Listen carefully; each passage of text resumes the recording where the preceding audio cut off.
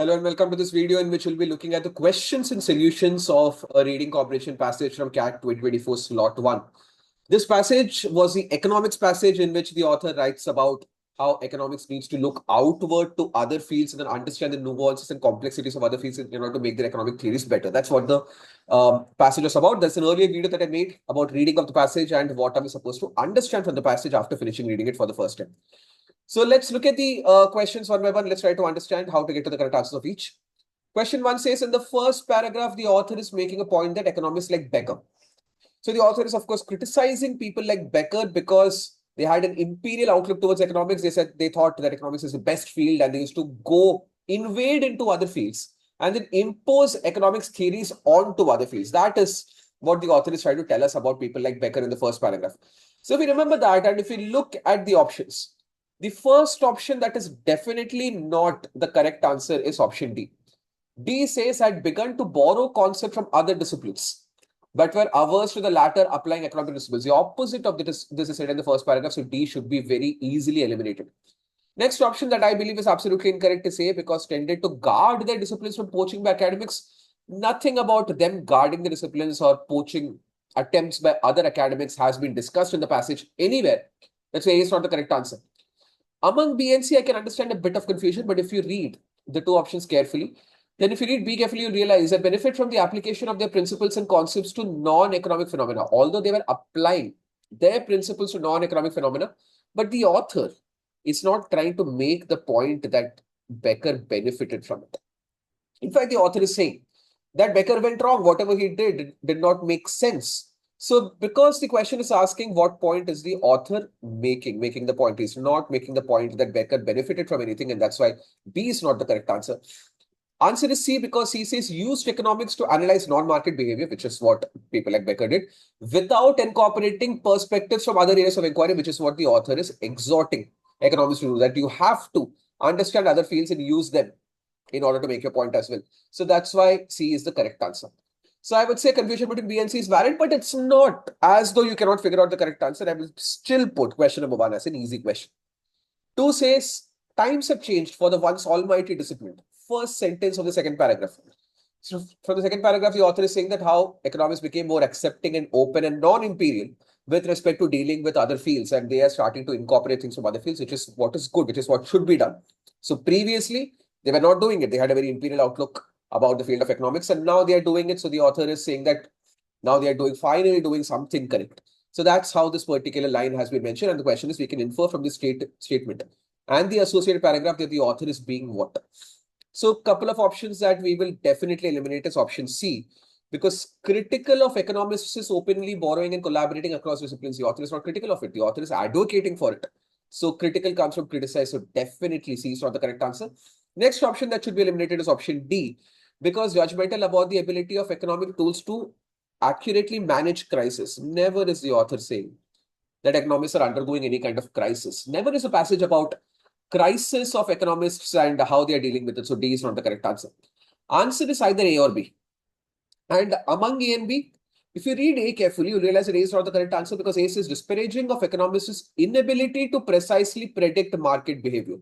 So, and are now borrowing from other discipline to remedy this. So I can understand the confusion, but the author is not disparaging, which also is very close to critical.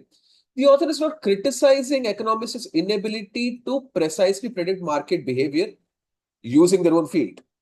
The author is saying that you need to borrow from other fields. The author is not critical of the fact that they are borrowing from the other fields.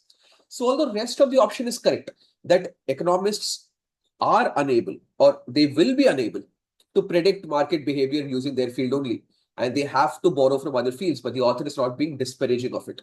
So A is mischaracterization of the tone of the author.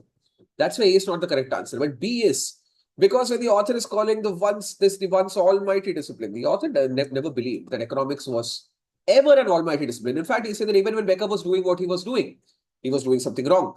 So economics was never the almighty discipline, and it needed the help and support of other disciplines always, is what the author is actually trying to tell us in the passage. Let's say B is the correct answer, because the author is being sarcastic when he calls economics the almighty discipline. And rest of the option, of course, is correct. Who earlier shunned other disciplines, they absolutely did not consider the other disciplines worthy, but are now beginning to incorporate them in their own analysis. So that is why B is the correct answer. Confusion between A and B is a bit valid. A requires a bit of close analysis. I would say easy to moderate question. But if you compare A and B, I don't think there is any way that you could prove that A is more correct than B. So if comparison between two options happens, I think even two, everyone should get correct. Coming to question 3, 3 says the author critiques Schiller's approach to behavioral economics. For what reasons? So why is he critiquing Schiller's approach to behavioral economics? If you remember the last paragraph, he's talking about the fact that how Schiller did take into consideration nuances of behavior and narratives, but he did not take into consideration the importance of institutions and politics. So if we keep this in mind, then definitely not the correct answer is A. Relying excessively on storytelling, he did rely on storytelling and narratives. But that is not why the author is criticizing Schiller. He's criticizing Schiller for not focusing on institutions and politics. So A is not the correct answer. In fact, he says it's good that Schiller is focusing upon narratives.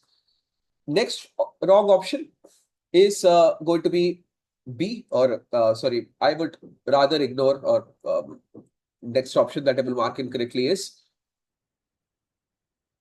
yeah, I think all of the remaining options are a bit confusing. Maybe I'll mark B as the next most wrong option. B says denigrating the role of institutions while creating a link between behavioral economics and perceptions. So denigrating is insulting. Schiller never insulted the role of institutions. He ignored them. He did not denigrate them. That's why B is not the correct answer. It requires a bit of an analysis, but denigrate word makes it absolutely incorrect. So that's why B is wrong. Next option, C is wrong because linking emotions and rational behavior without considering the mediation of social institutions. I think social institutions were taken into consideration. Maybe institutions weren't, but society was taken into consideration. But politics is a very major thing that is missing from option C. And he's not actually criticizing Schiller for linking emotions and rational behavior, because Schiller did do that. And that is something that the author is saying is a good thing that Schiller did. He just missed out on a few things. So if you actually compare the first words, relying, denigrating, linking, ignoring, you will realize that the option which has the word ignoring is bound to be the most correct answer, because the author is criticizing Schiller for ignoring or marginalizing the fact that even institutions and politics had or has a significant role in influencing people's behavior when it comes to making economic decisions. So ignoring is the correct word. It's a very tone-related question. So people often ask me that, sir, tone-based questions never appear in the CAT paper anymore. I disagree with that, because it's questions like these where understanding the tone of specific parts of the passage is very important to answer the question. And the tone of the author or the opinion of the author is that Schiller was ignoring politics and institutions, instead of the fact that Schiller was insulting something or relying on something excessively, or because he was linking something else. That's not why Schiller is being criticized. That's why D is the correct answer. Fourth question says we can infer from the passage that the term homo economicus, it's a word that has been made up by the author, refers to someone who. So if we go back to the passage, this question absolutely demands that we go back to the passage. In this passage, we can see that homo economicus is being used in the second to last paragraph. Read the sentence carefully.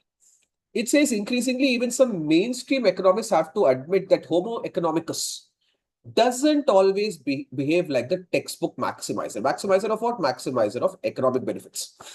He says irrational behavior can't simply be waved away as extra economic expressions. So he's saying that irrational behavior is not extra economic, that it's not beyond economics, or it's not an anomaly to the field of economics. People behave irrationally a lot of times. So we cannot treat them as homo economicus who always makes textbook rational decisions. That's how this particular sentence has been written. So in this sentence, the author is talking about rational behavior, irrational behavior. That irrational behavior is common. It's not extra economic. And mainstream economists have to admit that homo economicus doesn't always behave like textbook maximizer. So which means homo economicus is generally people, how they have got a bit of irrationality in them, and they are not always rationally looking for where maximum economic benefit is. This is what is the context in which that particular phrase is being used.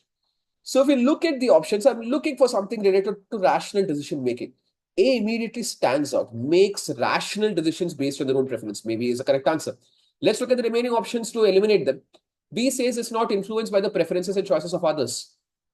So maybe because irrational behavior can lead or can become necessary because they are being influenced by preferences of others. So maybe B is the correct answer. C says maximizes their opportunities based on non-market choices. No, not based on non-market choices. Non-market choices are not being said inside the passage or inside that particular context. And D says believes in borrowing and collaborating with other disciplines in their work. So D is not being talked about with respect to homo economics and their behavior. Sorry, I don't know why my pen is misbehaving. Let me make the wrong side better. Yeah. So this is a point of criticism of economists, not the point that the author is trying to make through Homo economicus, and that's why D is not the correct answer. Among A and B, again, we're trying to prove which is more correct. And if you go back to the passage, you will realize that rational behavior is what the author is talking about in that sentence. So as long as we're sticking to the context of what the passage is talking about, we will definitely have to mark something like option B as the correct answer. So, or option A as the correct answer, and B is not. So this question, although not very easy, I would still say easy to moderate. But again, like question number 2, I would say 4 is also something that you cannot mark anything apart from A as the correct answer if you go back to the passage. So other options might confuse you, but comparatively, A has to be the most correct answer. So of the 4 questions, I think question number 1 should be solved correctly. It's an easy question. 2, 3, 4 requires a bit of an analysis. All 3 of these are easy to moderate questions. But I think someone who is relying on VRC section for bulk of this course can get absolutely with a bit of care 4 out of 4 correct. I think on an average, I would expect most people, if they have practiced enough RC exercises and have taken enough mock tests, can get 3 out of 4 correct.